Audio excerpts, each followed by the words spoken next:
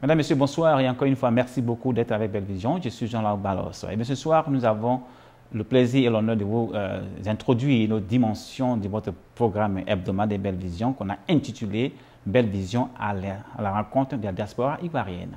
Ce soir, notre premier invité est M. Yao Goran qui a accepté de nous inviter dans sa résidence au nord de New York, suivant cette interview qu'il nous a accordé le mois passé.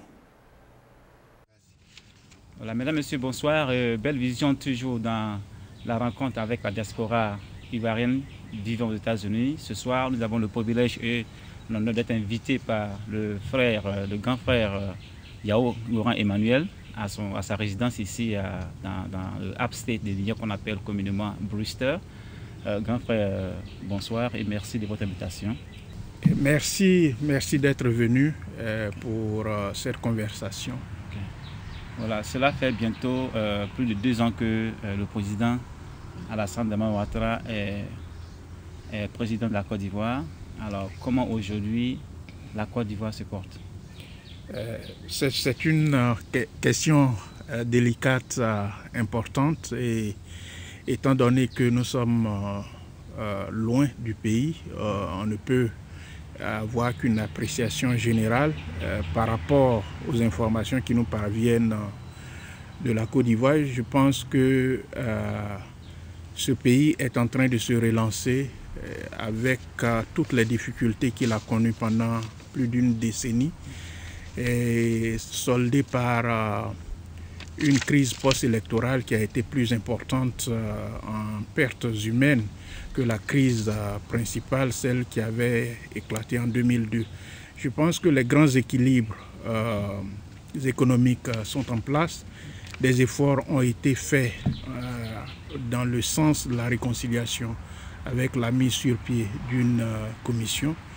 Et on nous fait savoir que l'économie nationale reprend avec de grands travaux. Il y a un taux de croissance de plus de 10% annoncé par les institutions financières internationales. Je pense que la Côte d'Ivoire revient progressivement à elle. De manière générale, les horizons qui s'ouvrent sont assez bons. On vous lit le plus souvent sur Facebook. Vous avez écrit plus de 2 romans déjà. Alors, quelles sont selon vous les causes réelles de la crise ivoirienne? Eh bien, il s'agit de 4 livres, 4 œuvres principalement. Les 3 premières constituent une trilogie, donc c'est comme si c'était une seule œuvre, et la 4e porte sur la rumba congolaise. Les 2 derniers, je dirais, seront édités par les éditions de l'Encre Bleue en Côte d'Ivoire, dont l'éditeur M. Charles Pémon vous salue. Je mets souvent sur Facebook des opinions. La crise ivoirienne est une crise qui porte, de mon point de vue, sur le pouvoir politique, sur les voies de son acquisition, sur les manières de son exercice. Et depuis 1999, avec le premier coup d'État, la Côte d'Ivoire a été lancée dans une spirale de violence au cœur de laquelle se situe le pouvoir politique. C'est de cette manière-là que je crois que, de façon générale, on peut expliquer la crise ivoirienne, puisque la rébellion est partie d'une tentative de coup d'État qui a échoué. Tentative de coup d'État, donc prise du pouvoir politique en vue de l'exercer. Alors, parlons un peu de l'avant-coup d'État. Comment la Côte d'Ivoire était, comment la Côte d'Ivoire était dirigée, comment les Ivoiriens vivaient-ils ensemble avant 1999? Effectivement, il faut dire que la crise qui commencera en 1999 était en éveil depuis la mort du président Félix Houphouët-Boigny en 1993. La gestion du président Houphouët-Boigny avait donné lieu à ce qu'on avait appelé le miracle ivoirien des années 70. Et il faut dire que c'est en 1983 que il y a eu une éruption de contestation, je dirais, du pouvoir politique du président Houphouët-Boigny en 82. Il y avait déjà eu une crise avec l'école ivoirienne, les enseignants de l'université d'Abidjan Cocody à l'époque. Et en 83, la poussée de fièvre sera beaucoup plus grande parce que l'économie du pays s'essoufflait. Il faut dire que dans les années 80, les efforts qui avaient été accomplis par les États africains ont été stoppés par les ajustements structurels des institutions financières internationales, principalement le Fonds monétaire international. Il y a eu une coupe sombre dans des budgets d'investissement, des structures socio-économiques en matière de santé, d'école. Et donc, il y avait eu une sorte de goulot d'étranglement de l'école ivoirienne. Et on avait connu pour la première fois au niveau des années 80 avec la suppression des sociétés d'État, le chômage des diplômés de l'université et des grandes écoles. Donc, c'est tout cela qui a donné lieu avec le vieillissement du président Houphouët-Boigny à la crise qui va éclater à la suite de sa mort en 1993. La Côte d'Ivoire d'avant, comme vous me le demandez, était ce qu'on appelait un havre de paix. La Côte d'Ivoire qui m'a formé, que j'ai connu, j'ai quitté ce pays en 82, était un pays de prospérité. Les étudiants qui sortaient d'université étaient recherchés par les structures de production, par le public. Je dois dire que lorsque j'étais étudiant, il y avait très peu de mes condisciples qui partaient vers les structures de formation comme l'ENA. On se destinait tous à faire de longues études parce que il y avait des opportunités d'emploi au bout de la chaîne. Et c'est tout cela qui a été compromis. Et aujourd'hui, la Côte d'Ivoire est un peu comme à la recherche de la clé perdue. C'est de cette manière-là que je pourrais décrire la situation. Merci beaucoup, M. Ngoran. Maintenant, de 1999 à 2002, il y a eu beaucoup de choses qui se sont passées dans la vie de la Côte d'Ivoire. Oui. Alors, parlons brièvement de cette étape-là, après le coup d'État, jusqu'à l'autre coup d'État que vous avez désigné comme un coup d'État manqué qui est une rébellion et qui a divisé la Côte d'Ivoire en deux parties. Bon, il faut dire que les différentes crises, comme je l'ai dit, qui portent sur le pouvoir politique, ont mis en éveil des problèmes d'identité. On avait parlé à l'époque de l'ivoirité et il y avait en 1999 une atmosphère tendue qui a donné lieu au coup d'État de 1999, le coup d'État de Guy Robert, et de 1999 jusqu'à aujourd'hui, ou du moins jusqu'en 2010 avec l'organisation des élections présidentielles, et ça a été en quelque sorte des crises dans la crise. Guy Robert avait pris pour prétexte les blocages sociopolitiques portant sur le pouvoir, la gestion du pouvoir politique, pour faire un coup d'État en 1999, à la veille de Noël, le dernier Noël du XXe siècle. C'était tout un tas de symboles assez forts, et avait annoncé qu'il venait nettoyer la maison. Mais pendant la transition militaire, il avait trouvé goût au pouvoir et les élections d'octobre 2000 qu'il avait organisées avaient donné lieu à une contestation. Je dois dire que il y a aussi quelque chose comme un indicateur, la contestation des résultats des élections. Et ça date de là aussi, parce qu'on verra que en 2010, on refera la même chose avec la contestation du pouvoir, ou du moins le refus de céder le pouvoir à la suite d'une perte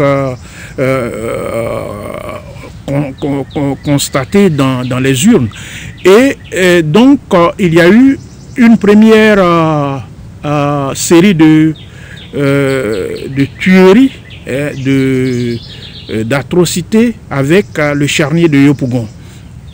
Et Gueye a été chassé du pouvoir par la rue et par une fraction au sein des forces armées. Gbagbo viendra au pouvoir et en 2001 déjà, il y avait eu une tentative de coup d'État. C'était en janvier, qui était venu du nord du pays. C'était la tentative de coup d'État de la Mercedes noire. Et en septembre 2002, il aura une reprise. Mais il faut dire que ceux qui étaient derrière cette tentative de coup d'État, qu'on verrait plus tard comme la rébellion, c'était essentiellement des militaires qui avaient été chassés par Gueye Robert et pourchassés, je dois dire, par Gbagbo Laurent, et qui s'étaient réfugiés au Burkina Faso et qui prétendaient venir en justicier pour nettoyer la scène publique, la scène politique ivoirienne d'exclusion, de l'ivoirité. Et donc, cette tentative de coup d'État ayant échoué, il aura une occupation de la moitié nord du pays à partir de Bouaké. Et c'est la résolution de cette crise-là qui a donné lieu à différents accords, le premier à Lomé, ensuite à Marcoussis, à Accra 1, Accra 2, Pretoria, et tout cela, et ça devrait se solder par des élections régulières, ce qui n'a pas été le cas. En 2005, le président Gbagbo ayant prétesté que la moitié nord du pays étant occupé, on ne pouvait pas organiser les élections. Et en 2006, il aura les accords de Ouagadougou qu'il engagera avec la rébellion. Et il faut dire que de 2005, étape charnière dans le calendrier politique ivoirien, puisqu'on devrait avoir les élections, on a attendu jusqu'en 2010, c'est-à-dire que le président Gbagbo a eu droit à 2 mandats, et à la suite de cela, nous avons constaté les élections ont été organisées dans des conditions plus ou moins transparentes, et qu'il avait perdu les élections.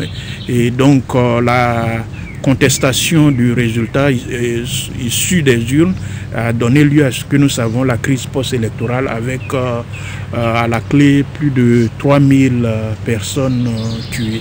Ok. Voilà, merci M. Ngoran. Nous allons revenir effectivement sur les élections de 2010. La Côte d'Ivoire étant toujours occupée par une force étrangère, normalement il ne devait pas d'élection parce que le pays est annexé. L'intégralité du pays n'est pas requise. Alors, sous quelles conditions M. Laurent Gbagbo a accepté d'aller aux élections? Il faut dire que d'abord, ce n'était pas une force étrangère qui occupait la partie nord du pays, c'était des soldats ivoiriens qui s'étaient constitués en une rébellion. Ils avaient eu certainement des appuis extérieurs, mais ils s'étaient affichés nettement comme des soldats de notre pays.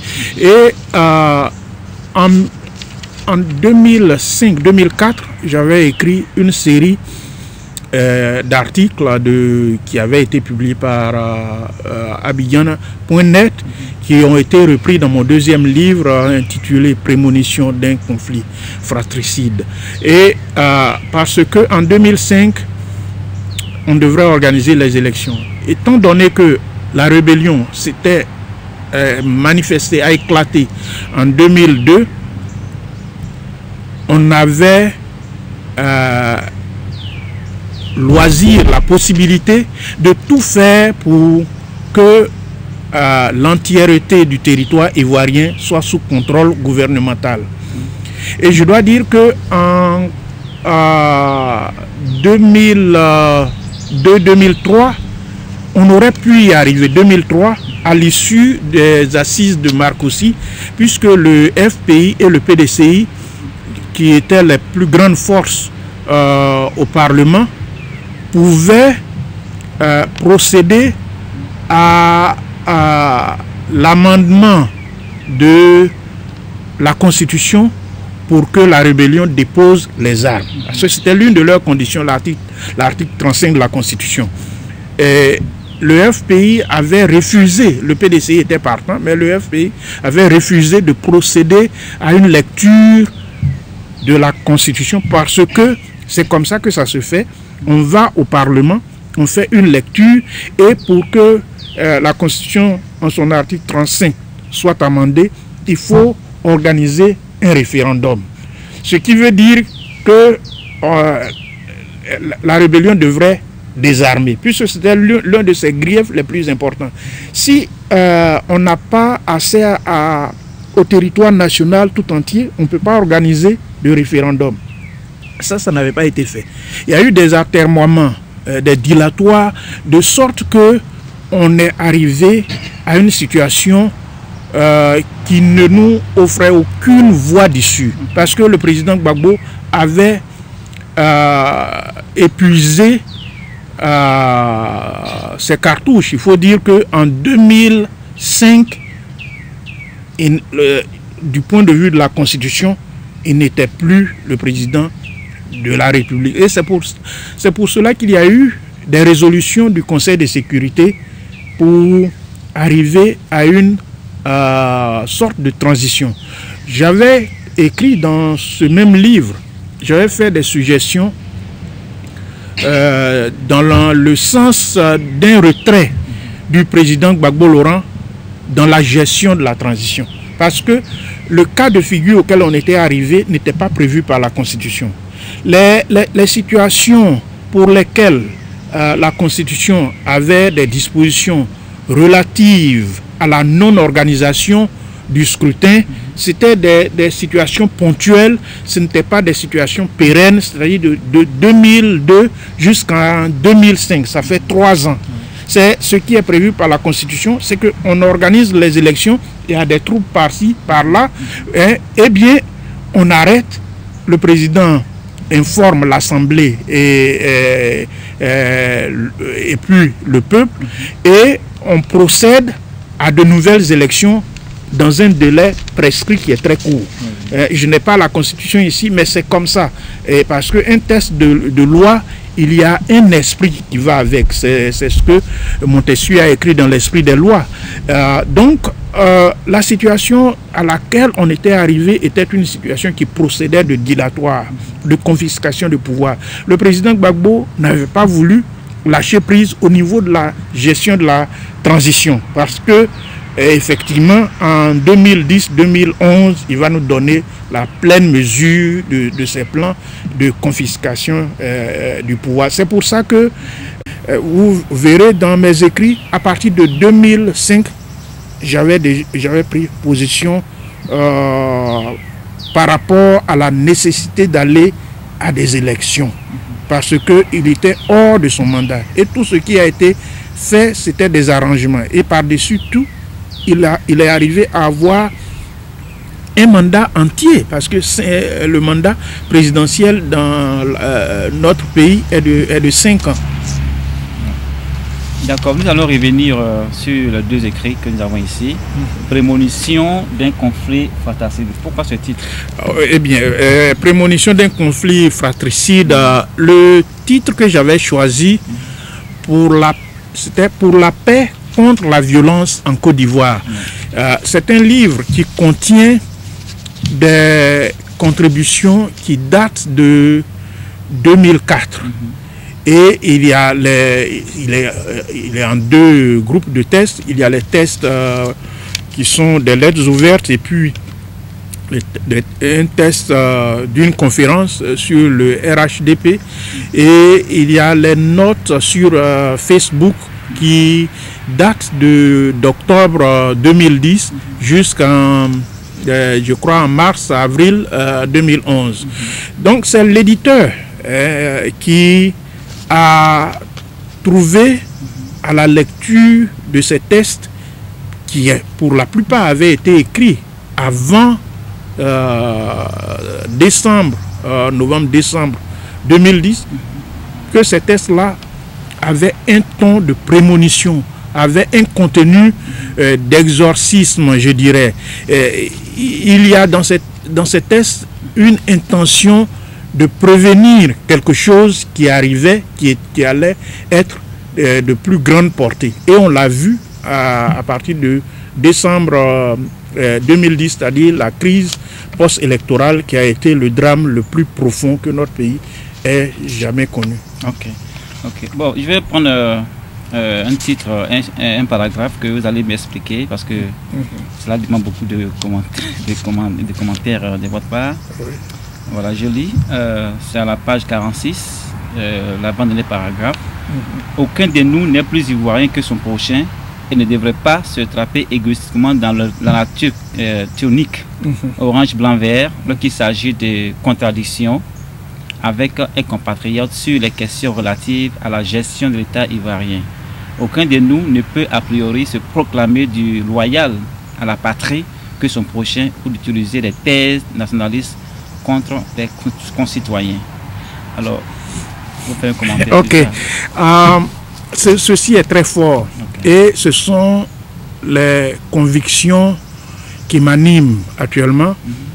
Vous voyez, pendant la transition militaire et au-delà avec la gestion du pouvoir du président Gbagbo Laurent, même bien au-delà,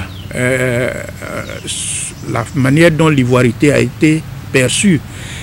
C'est comme dans ce pays, il y a des gens qui se sentent plus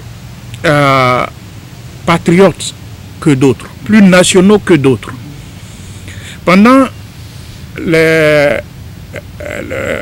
l'entre-deux tours, le premier tour de la présidentielle et le deuxième tour, et même avant, on a entendu certains dire, le président Gbagbo et son entourage, les candidats de l'étranger. Moi, je suis le candidat national. Bon, vous voyez, dans les démocraties les plus constituées, dans des pays comme les États-Unis, lorsque on trouve qu'un personnage de premier plan dans la gestion politique est acquis aux intérêts de l'extérieur, c'est qu'il fait preuve de trahison et on le soumet à la rigueur de la loi.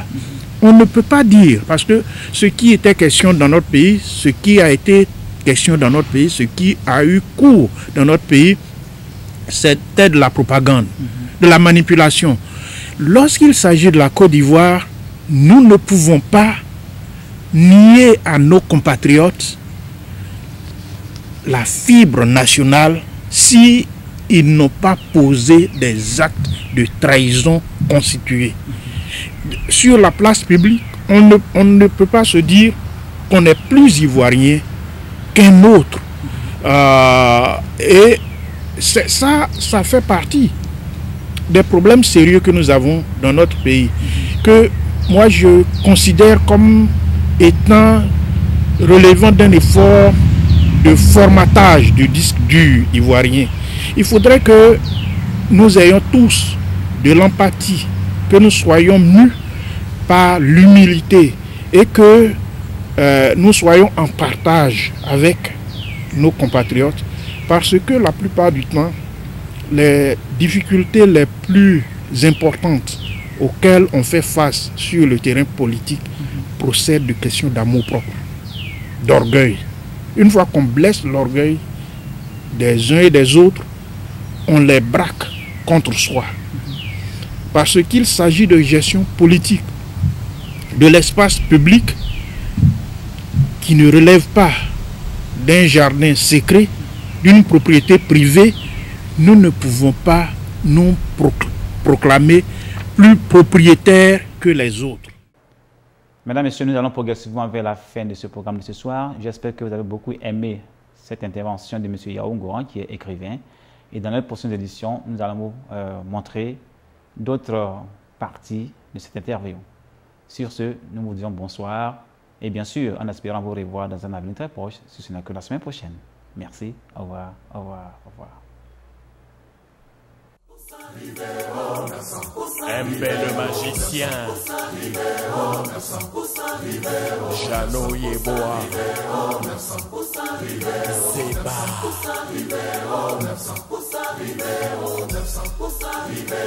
Fayamoukoué, Fayamoukoué, Fayamoukoué, Fayamoukoué, Fayamoukoué,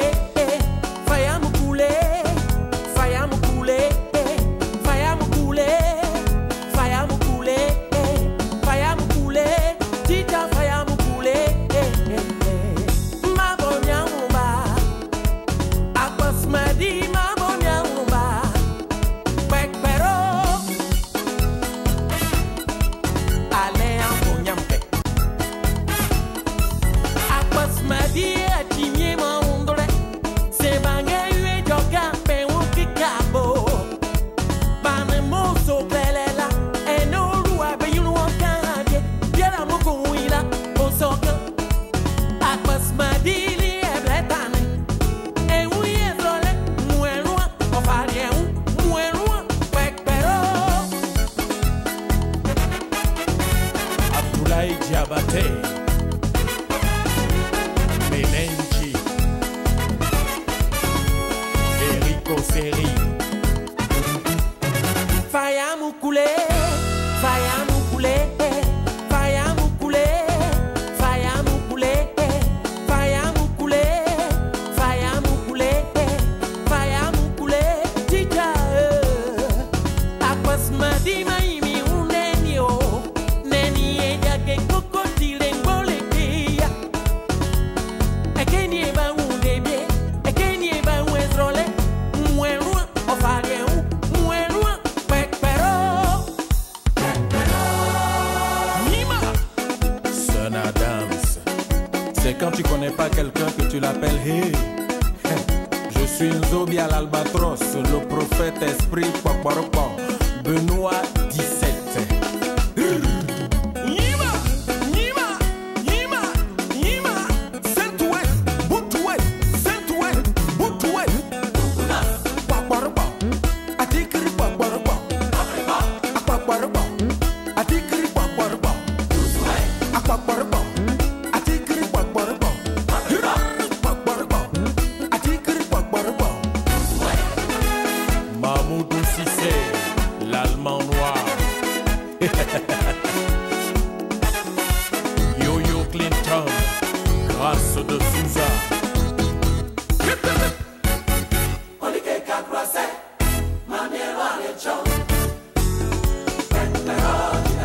Ibrahim Sey.